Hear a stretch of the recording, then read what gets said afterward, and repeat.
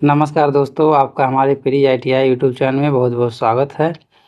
दोस्तों, आज हम बात करने वाले हैं कि वोल्टेज के प्रकार के बारे में। पिछली वीडियो में हमने वोल्टेज को पढ़ा था खूब अच्छे तरीके से, और हम इस वीडियो में पढ़ेंगे वोल्टेज के प्रकार के बारे में। तो वोल्टेज पहले हम डिसाइड करते हैं कि देखिए, वोल्टेज जो हमने बताया था पिछली बार, तो वोल्टेज क्या था? एक ताकत था, यानी एक बल था जो इलेक्ट्रॉन को बहने के लिए प्रेरित करता था। मतलब कितनी तेज़ी से इलेक्ट्रॉन का फ्लो होगा, जितना ज़्यादा वोल्टेज होगा उतने ही बेहतरीन तरीके से धारा का प्रवाह होगा।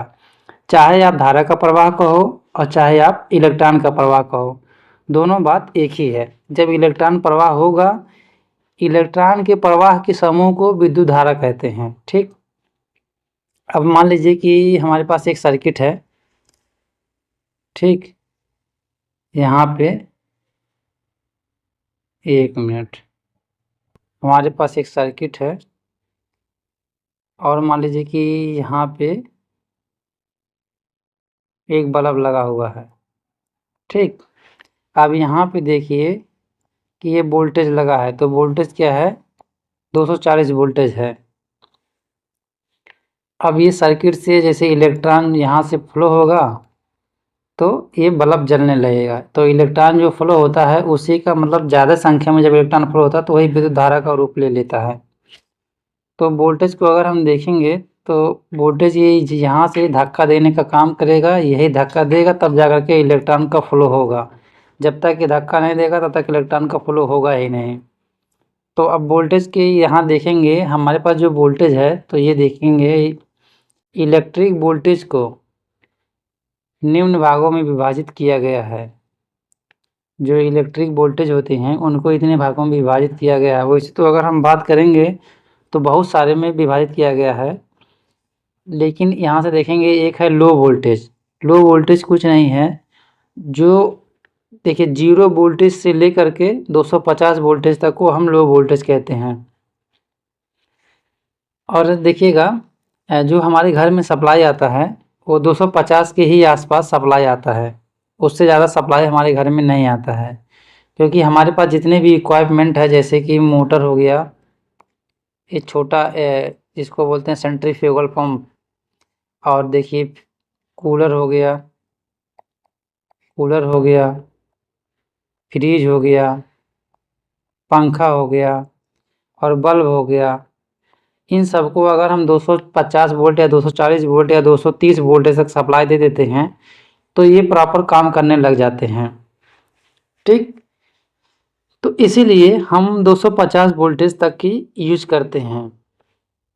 अब जैसे कि ये सब बड़े बड़े मोटर अगर जहाँ पे लगेंगे तो वहाँ भी हमारा 250 वोल्टेज से काम नहीं चलेगा। इसके बारे में हम आगे डिस्कस करेंगे, क्योंकि कि हम 250 वोल्टेज क्यों यूज करते हैं और 415 वोल्टेज क्यों यूज करते हैं। इसके पीछे बहुत बड़ा रीज़न है, इसीलिए हम इसको बाद में डिस्कस करेंगे। अभी हम मोटिव है कि हमारा low voltage, medium voltage, high voltage, इन सब को डिस्क्राइब करने के लिए। ठीक, अब यहाँ से ये हमारा लो वोल्टेज का हो गया। लो वोल्टेज कहाँ से कहाँ तक है? 0 वोल्टेज से लेकर के 250 वोल्टेज तक। अब हमारे पास आता है ये दूसरा ही मीडियम वोल्टेज। तो मीडियम वोल्टेज आप जैसे कि आप बहुत जगह सुने होंगे 415 वोल्टेज। ठीक, 415 वोल्टेज सुने होंगे।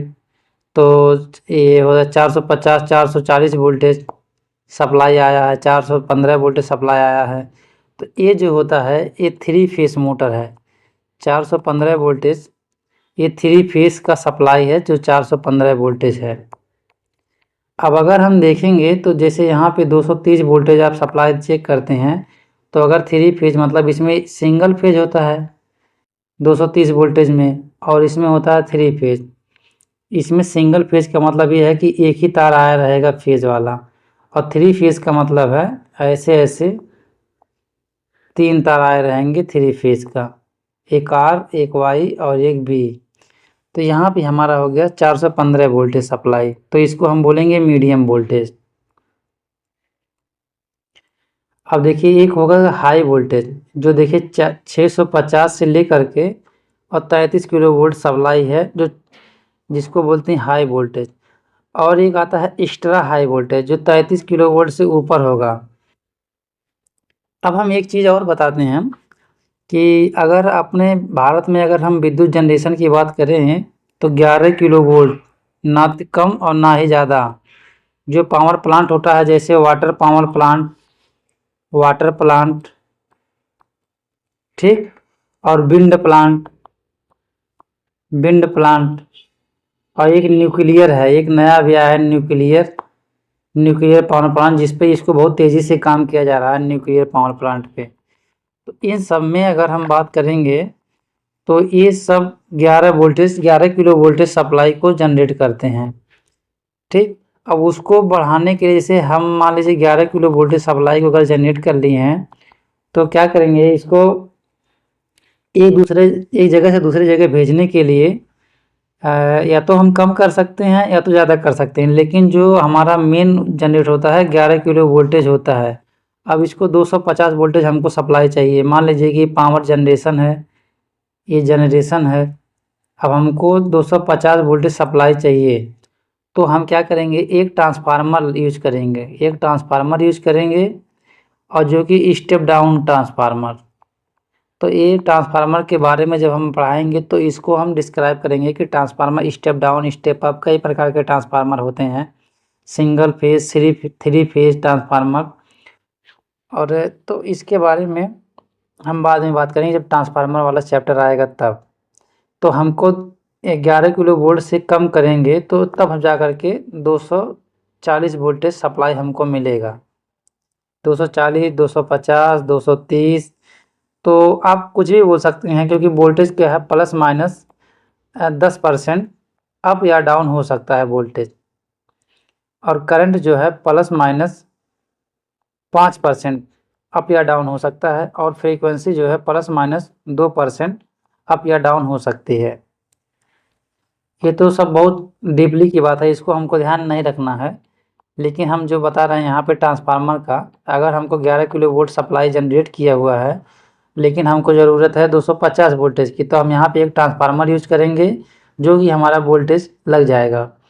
अब देखिएगा जो आपके घर में जो सर्विस जैसे रोड पे जो 3 फेज का सप्लाई आया रहता है, ये देखिए यहाँ पे लिखा रहता है 415 वोल्टेज सप्लाई डेंजर,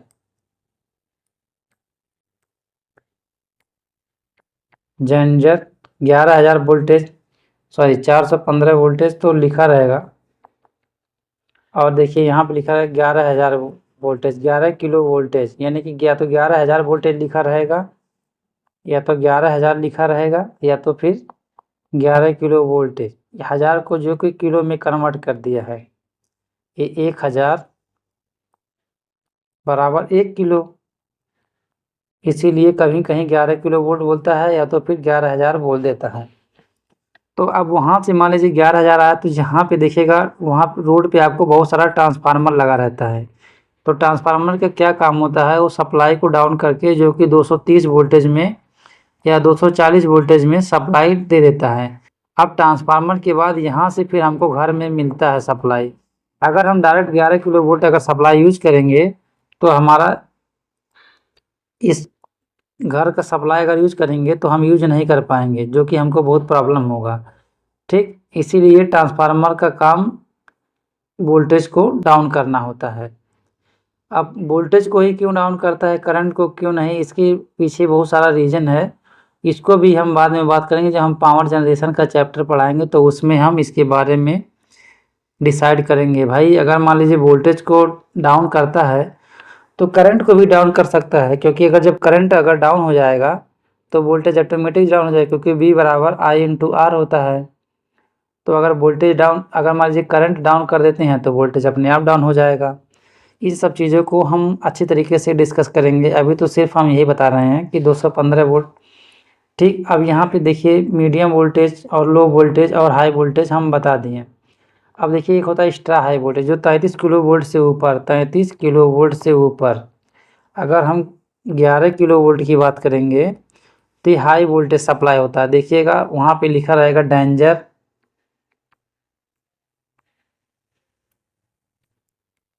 क्या 11 किलो वोल्ट, जो कि ये बहुत हाई सप्लाई रहता है, इसको लगने से आदमी ज़रा सा भी बचने का कोई चांस है नहीं। और जो एक्स्ट्रा है देखिए अब जो एक्स्ट्रा हाई वोल्टेज है ये 43 किलो वोल्ट से ऊपर जितना भी रहेगा सब एक्स्ट्रा हाई में आएगा। जैसे 66 kilo volt, 123 kilo volt, 232 kilo volt, ये सब देखिएगा, ये सब हाई वोल्टेज में आते हैं। और यहाँ पे थोड़ा कुछ लिखा हुआ है, इसको क्या करते हैं, लिखा है किसी बॉडी को आवेशित करने के लिए, किसी बॉडी को आवेशित यानी कि चार्ज करने के लिए कुछ कार्य करना पड़ता है। यह कार्य बॉडी में स्थितिज ऊर्जा के रूप में स्टोर हो जाता है। आवेशित बॉडी द्वारा कार्य करने की क्षमता विद्युत इलेक्ट्रिक वोल्टेज कहलाती है। अब इसको थोड़ा इस तरीके समझेंगे, जैसे कि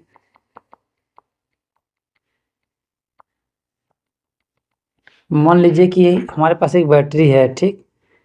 अगर बैटरी को हमको चार्ज करना है, चार्ज करने का मतलब आपको इलेक्ट्रॉन को प्रवेश करना,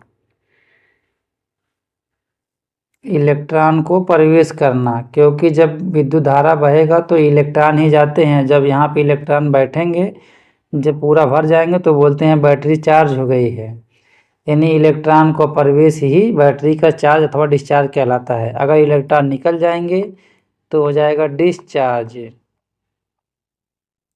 अगर इलेक्ट्रॉन निकल रहे हैं बैटरी से तो कहलाएगा डिस्चार्ज। अगर इलेक्ट्रॉन बैटरी में घुस रहे हैं तो कराएगा ये चार्ज है, ठीक। तो यही कह रहा है कि इलेक्ट्रॉन को प्रवेश, जैसे मान लो किसी बॉडी को, मान लीजिए किसी बैटरी को चार्ज करना है तो उसमें इलेक्ट्रॉन को स्टोर करवाना है।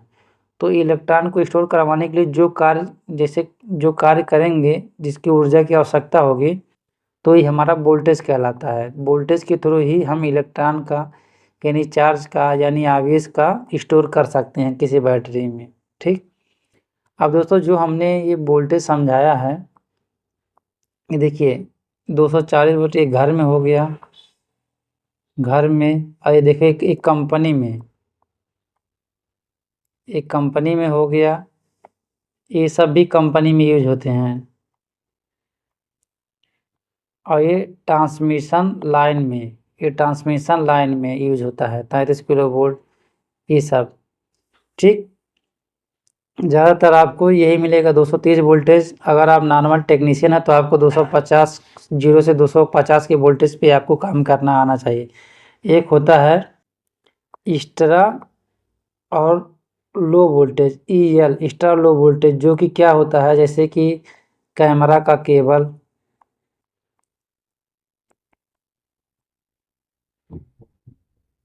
कैमरा का केबल, डिश टीवी का केबल, कैमरा, टीवी,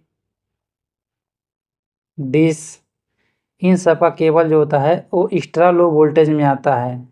तो हम इसको नहीं पढ़ेंगे, हम इसमें 230 वोल्टेज यही वाला पढ़ रहे हैं, लेकिन हम एक्स्ट्रा जानकारी के लिए आपको बता दिए हैं ये चीज़। दोस्तों इस वीडियो में इतना ही। वीडियो आपको कैसा लगा आप कमेंट में ज़रूर बताइए।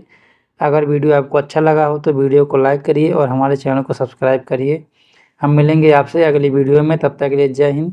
दोस्तों अगर आप इस चैनल पर नए हैं तो देखिएगा, हम आपको इसी तरीके से रिलेटेड आपको अच्छे से पढ़ाने वाले हैं। पूरा इलेक्ट्रीशियन का कोर्स मिलेगा और पूरा का पूरा 100% फ्री रहेगा, कोई चार्ज नहीं रहेगा। आपको पूरे अच्छे तरीके से हम पढ़ाने का प्रयास करेंगे।